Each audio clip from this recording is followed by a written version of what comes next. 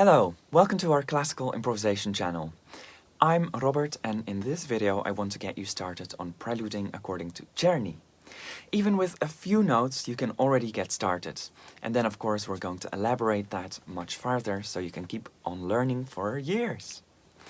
In the other video you already saw the basic idea. Take some chords and elaborate them. In this video I'll explain this in minuscule steps so anyone can get started. Meanwhile, this is a super fun way to learn about harmony, practice scales, arpeggios, practice for your next piece, and more. If you enjoy our videos, make sure to subscribe, like, and help us on Patreon. Thanks so much. Czerny gives this as his first example. According to Czerny, this is already a prelude. We can already do so much with this.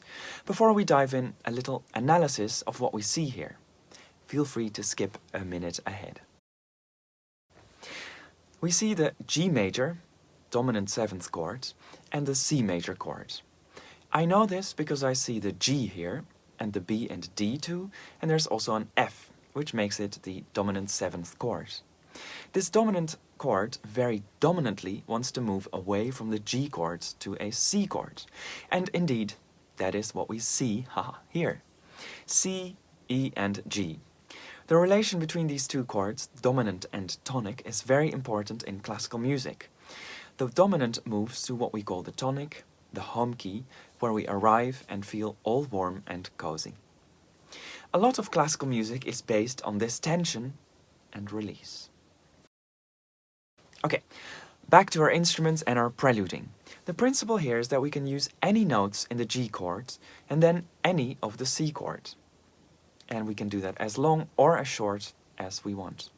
So let's start with one note out of each chord.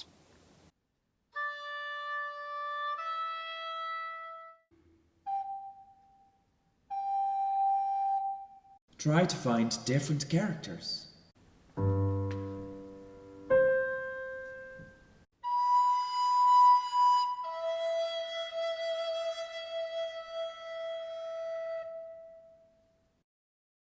Now, an important step is to transpose. I'll give one example of that.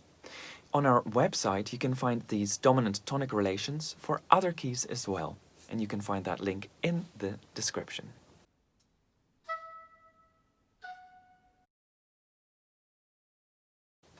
Now we can use two notes from each chord.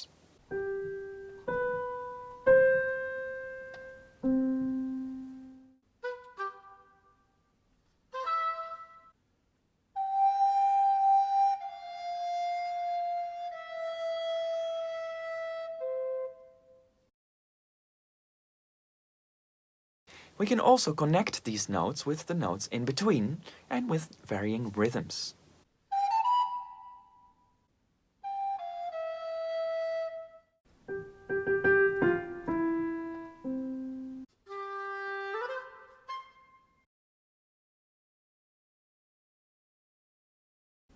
On the piano you can play with two hands.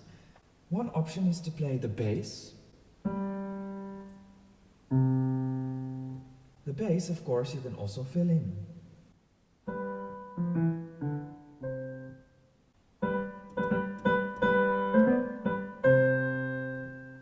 And of course you can also play the full chords.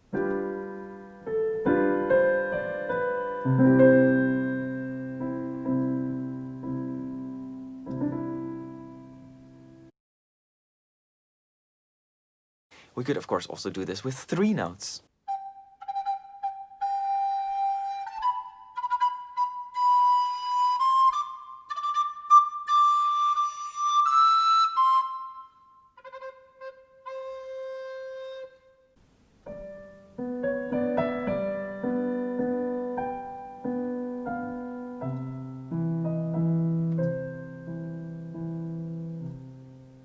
In a way, out of this original skeleton of two chords, we are creating a secondary level skeleton with the main notes of the chord. We can also take an idea from the following piece, which you are maybe practicing.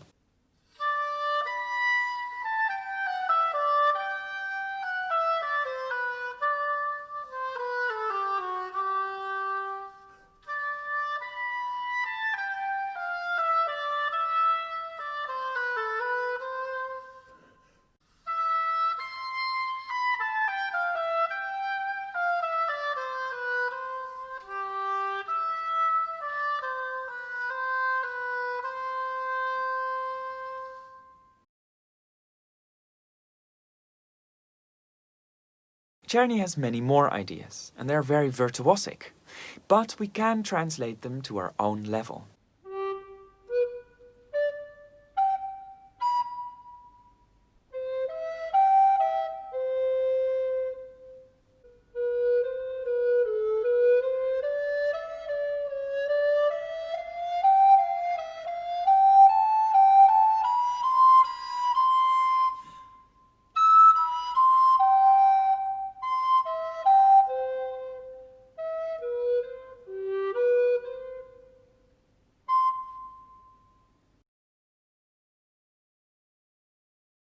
Don't forget Czerny's advice.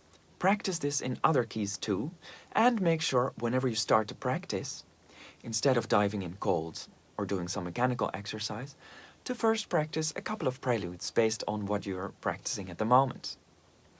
Before the final practice tips, my tips, I wanted to tell you what you can learn on Patreon, on our Patreon site. For only a little bit of money, we have a lot more for you to learn. I explain a few other chordal patterns. You can record yourself, even as a complete beginner, even if it's just 6 notes, and get our feedback. Listen to other people's examples, and there are also a few more examples of these preludes there, and of course, you help us to make more videos in the future. Final tips. Start off short and sweet.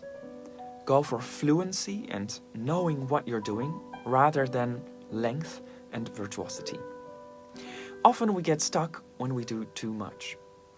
Practice not getting stuck specifically, so just the only goal in one prelude might be, this time I will not get stuck. You could also use the harmony of the passacaglia for this, and you can see our video to learn which harmony that is. And finally, remember to enjoy the ride. Sometimes you will think like, oh my god, I'm a genius, and sometimes not. It took me a few weeks the first time before I could do longer solos, so give yourself space and time.